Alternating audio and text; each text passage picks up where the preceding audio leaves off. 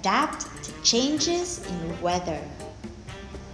A tutorial for Green Valley School 2nd grade, Miss Claudia. Animals do different things to adapt to winter.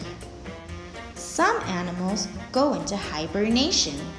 That means they go into deep sleep for days, weeks, and sometimes even months.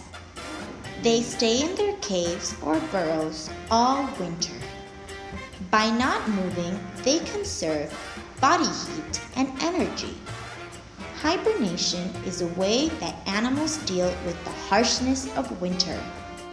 Hibernating animals seem almost dead. They barely breathe and don't move to conserve energy.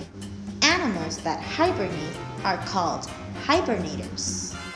They include bats, squirrels, groundhogs, and of course, bears. Hibernators like quiet, dark homes.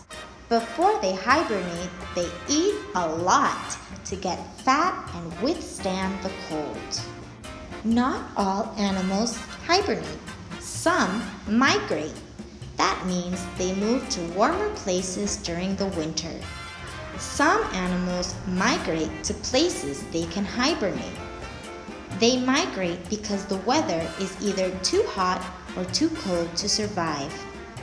Animals migrate across water, land, and air.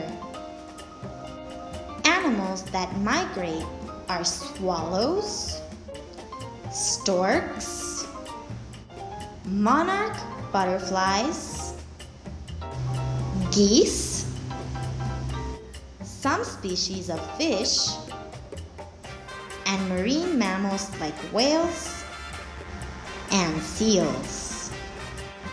If you were an animal and had to survive the winter, what would you choose? Would you migrate or would you hibernate?